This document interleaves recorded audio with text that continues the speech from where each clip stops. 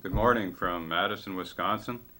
My name is Dave Soumis. I'm with Vets for Peace and live here in Madison, Wisconsin. And to my left that we have. My name is Lars Prip. I'm also with Veterans for Peace here in Madison.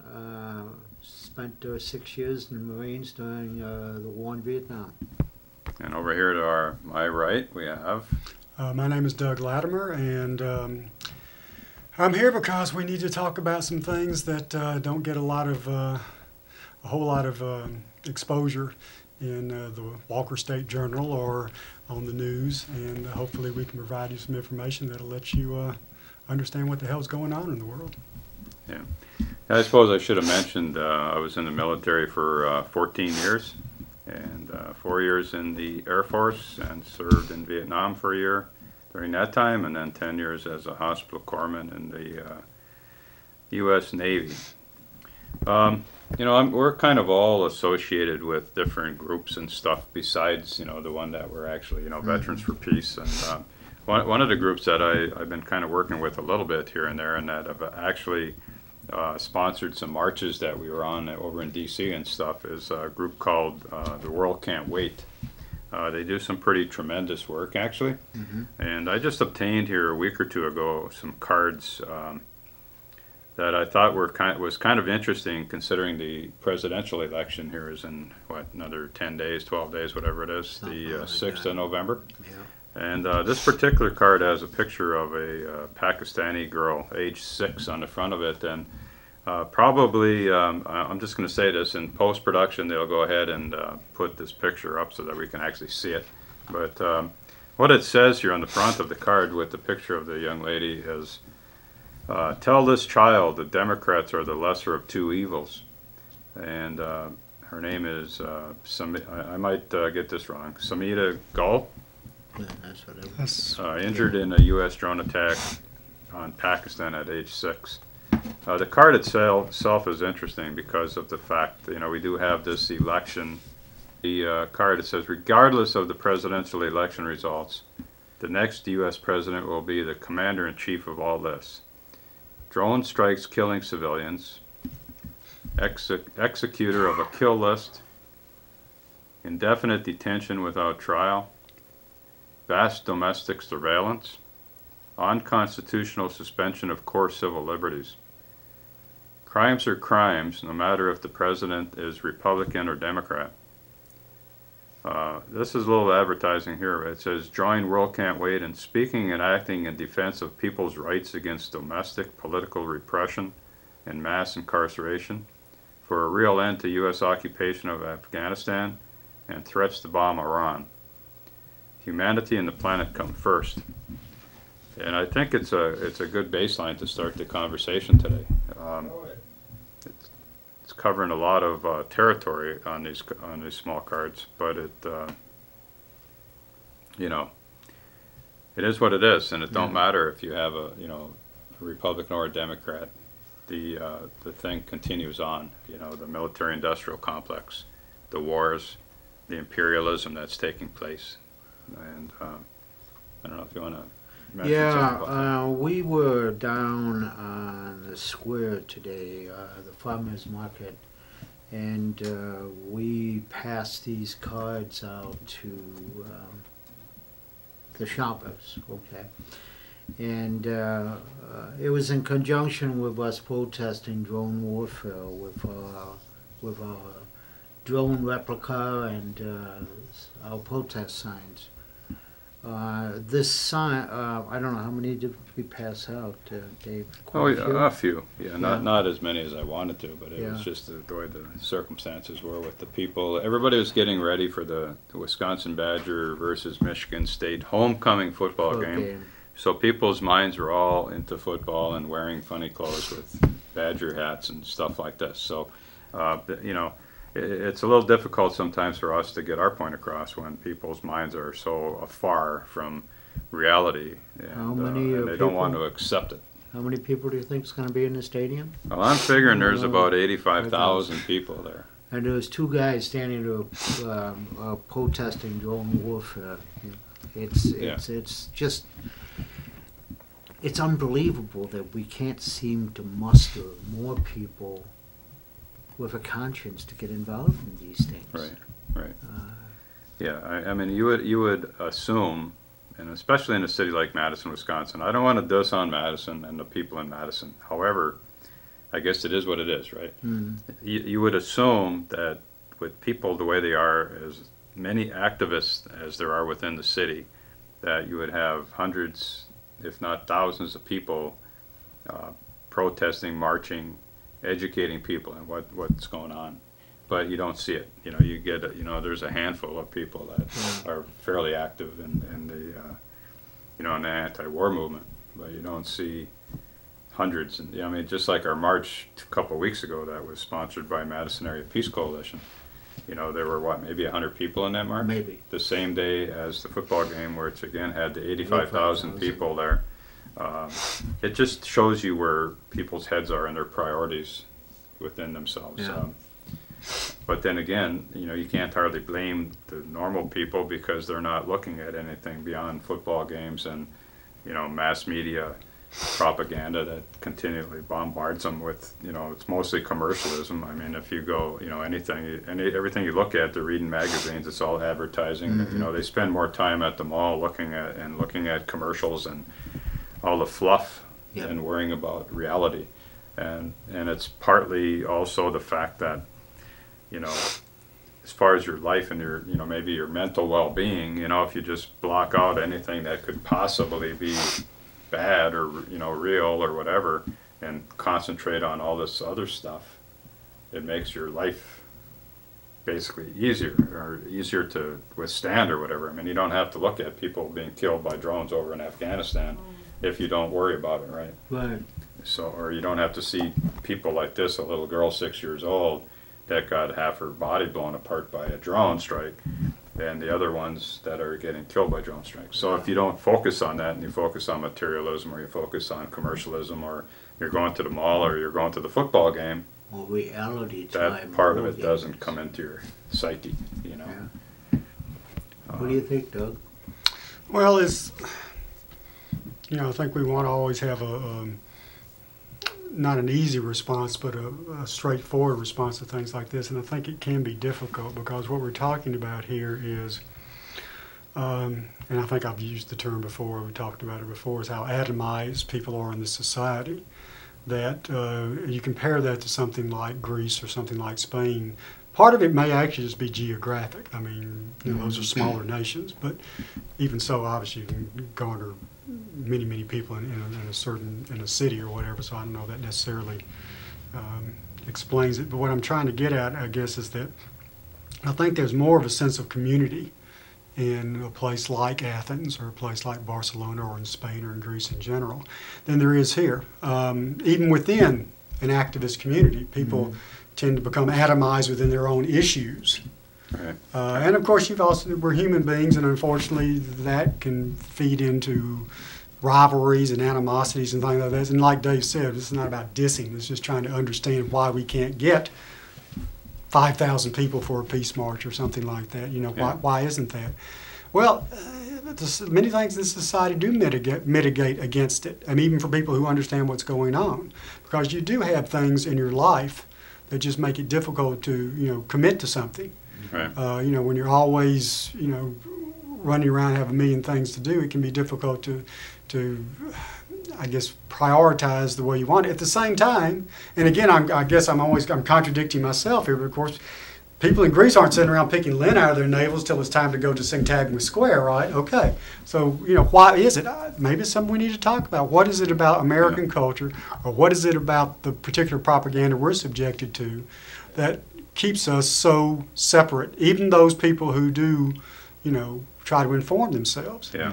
I mean, maybe it's not a matter of trying to come to an answer of it. It's just trying to get those, those different factors out so that maybe we can think about it and maybe come to some sort of resolution. But I think that's part of the American culture as well. Yeah. Is that we want somebody to tell us what's right and what's wrong. We want somebody to give us the answer. Well, sometimes the answer is something we just have to continually be building toward. It's like, well, we want a world where, you know, nobody is being exploited. Well, we want that. Do you know how to do that? No, I don't know how to do that. But we have to first, you know, figure out what it is we want, and then we got to figure out all the factors that mitigate against it. Right. And of course, one of the main things is just the idea that somebody should have the ability to control your life as far as you being a worker for a boss. Right. Yeah. I was reading something, taking a bit of far field here. Let me just make the quick point, hopefully, and we can move on to other things. But somebody was talking about the fact that, you know, you don't have people of color, minorities, and women in places of within the hierarchy of a company. In other words, more managerial positions. You have fewer women and fewer minorities. Well, that's true. But aren't you really, if that were not the case, aren't you really just simply trading one hierarchy for another? In other words, okay, you have a black boss or you have a female boss, but if that boss is someone who's exploiting you because that's what the company demands of them, what difference does it make? So sometimes I think we get kind of focused on the issue of diversity or whatever, which is important. But then we don't think about, well, what does that mean? Yes, we have, you know, more female and more minority bosses, but they're bosses. So maybe we need to think about that in the larger context of war, and we're talking about Democrats and Republicans. And it feeds back to, I think, what you're saying is that, you know, it does matter in some ways. It does. I think there's more of a chance of an actual attack on Iran if you have a Republican in office. I think the Democrats, not because they're more peace-loving, but I think they're a little more rational at base, even though, of course, we know about the drone strikes. I mean, what they do is horrific. And like you say, tell the little girl about the lesser of two evils. Evil is evil by definition, evil, lesser, greater. Yeah. But there are certain differences that may make, you know, some impact. Right. Yeah, I think too, part of the you know, this deal with the peace movement itself, the anti-war movement, during when Bush was president, people were out on the streets. That's true. And when Obama did his candidacy, his campaign back in 2008, a lot of the peace movement jumped on board with him because he presented himself as if he were pretty much a peace candidate. Right. And are doing so right now as well. Yeah, and he still is. Yeah, exactly. But what happened once he got elected is that the people backed off because they felt that he was going to take care of what he said he was going to take care of. Which was incredible political naivety. Yeah, exactly. And he has not done or political opportunism. We can look at it that way. And one of the things that struck me as interesting during the campaign last time was the fact that he actually stated outright that he felt that they needed to send, the focus should be on Afghanistan versus Iraq. Right. And that was, he came right across with that. And nobody seemed to pick up on it and say anything about it. A lot of it is the fact that we're stuck in this two-party system, which is controlled by the corporations and by the big money people. And everything focuses around that, and people have not opened up their minds, in my opinion, haven't opened themselves up enough to accept the fact that it is what it is, and it keeps going along the same path for a long time, and probably since the formation actually of this country. You know, I don't want to get into all this other stuff in between there because we're kind of looking at what's going on today. But you know, at some point people have to say, well, you know, just they have to come to the realization that it does not matter if it's the Democrat or the Republican that's in office. The path, the direction that's being taken is the same. And either or is going to put us into situations where there's warfare, and it's been coming like that. I mean, one of the things happening now with the drones, of course, is the fact that, you know, they're not killing Americans.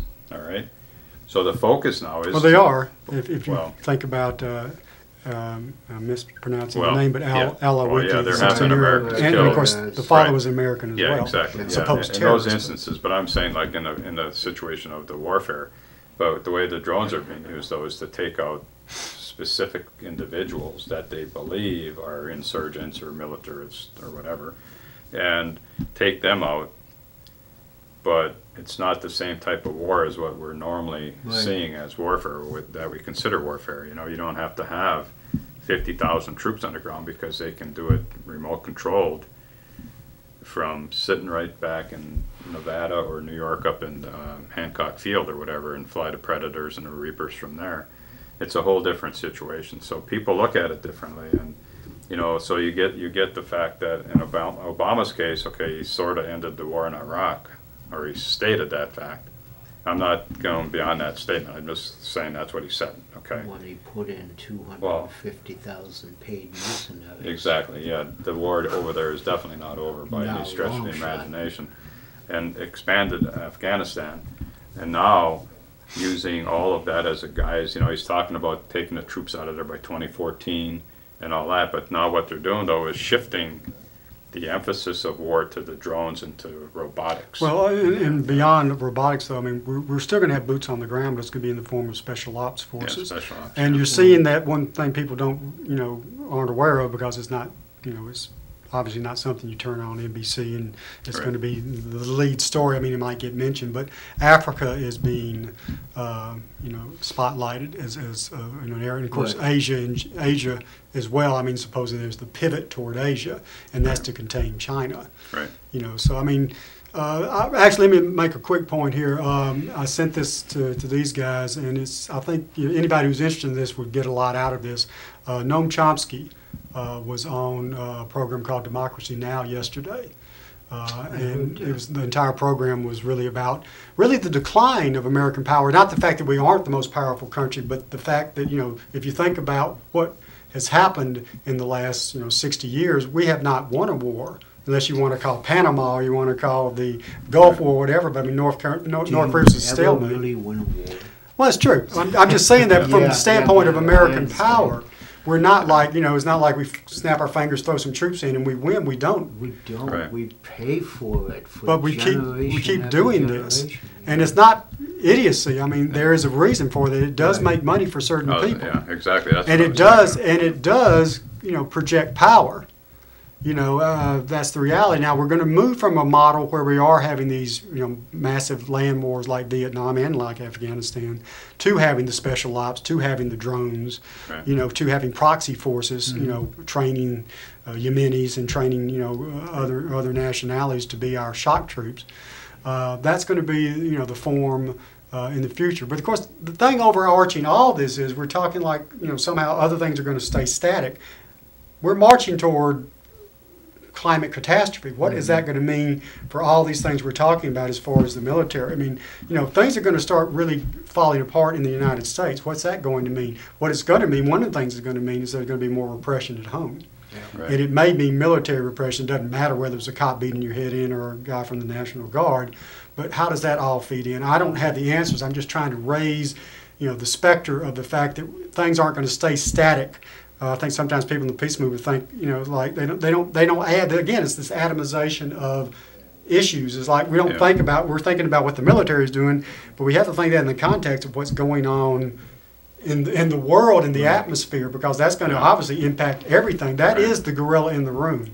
So even when we're talking about militarism, we need to be talking about that because that's going to impact how all this is going to go down. Little sarcastic statement, as the water levels increase. Mm-hmm. You're going to need a bigger Navy, huh? Yeah, you do. Or else Florida's going to benefit now because Florida's going to be underneath water, and the distance between Florida and Cuba is going to increase. That's right. Right. Yeah. So maybe we need more of a Navy to take Bigger care of. Navy. Yeah, we you need got a to bigger take care of Navy it. And to then, take care of it. if there's Well, that's what Romney. I mean, this is all Well, yeah. nonsense. But during the debate, Romney said, we have fewer ships than 1917.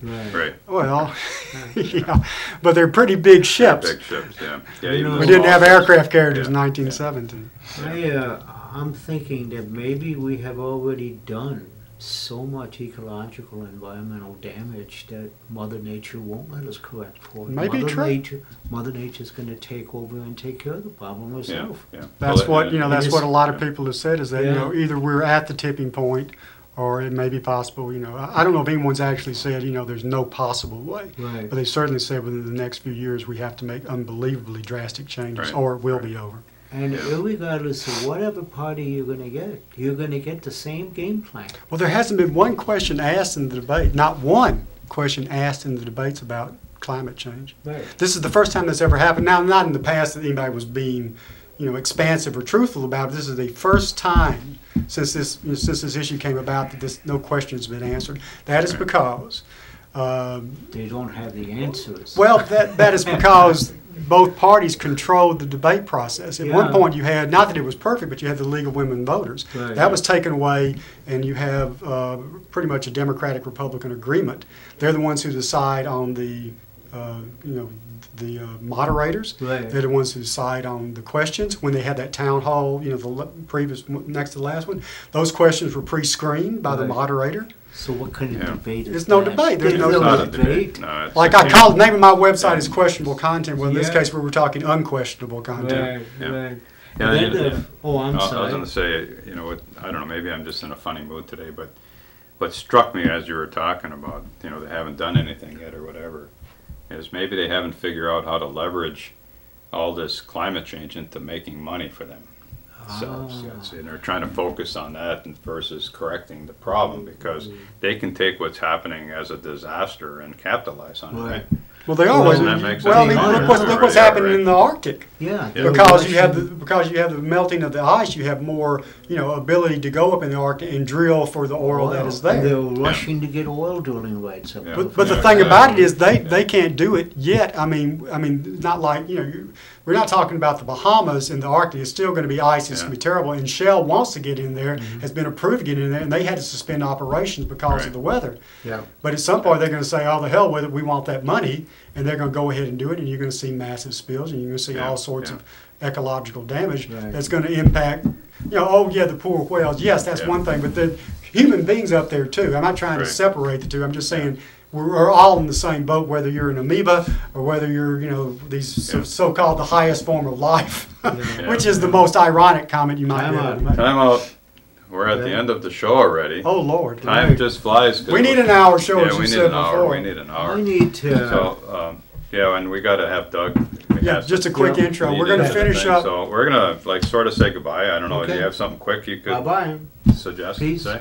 Well, I was looking at this card, got and about I 2 just seconds. want you to understand that America's collateral damage, folks, is somebody's child. Right. There's no Could such thing be as your collateral child. damage. Yeah. They know what's going on.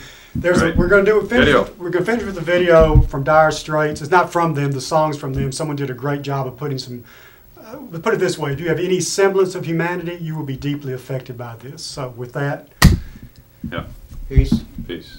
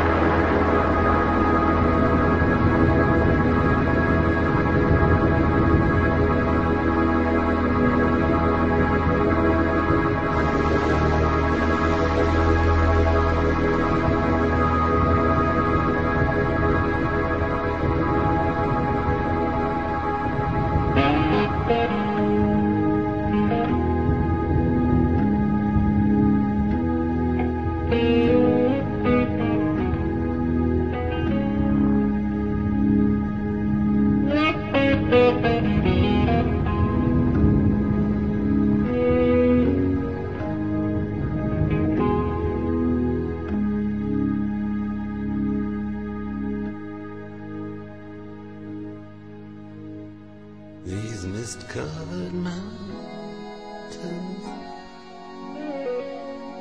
are a home now for me, but my home is the lowlands, and always will be. Someday you'll return to your valleys and your farms, and you no longer burn to be brothers in arms.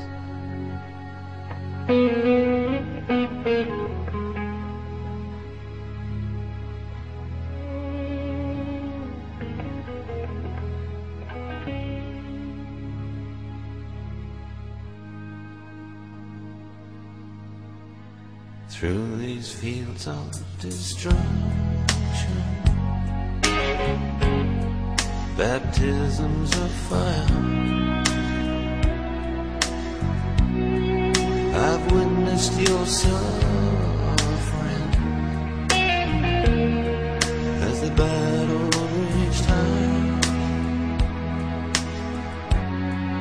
And though it hurt me so bad, in the fear and the alarm, you did not desert me, my brothers and I.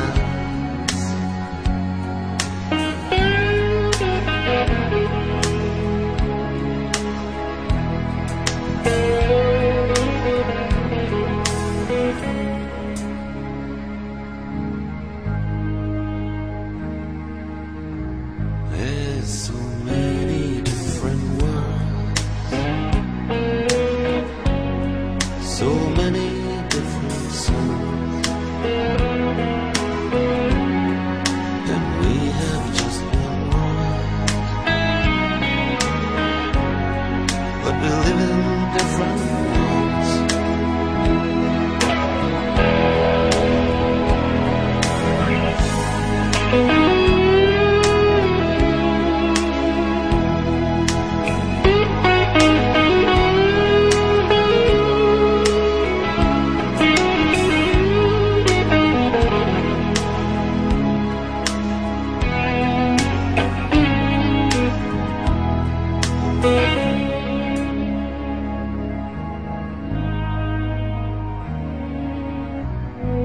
Now the sun's gone to hell,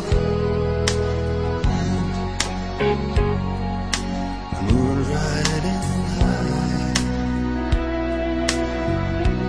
Let me bid you farewell. Every man has to die.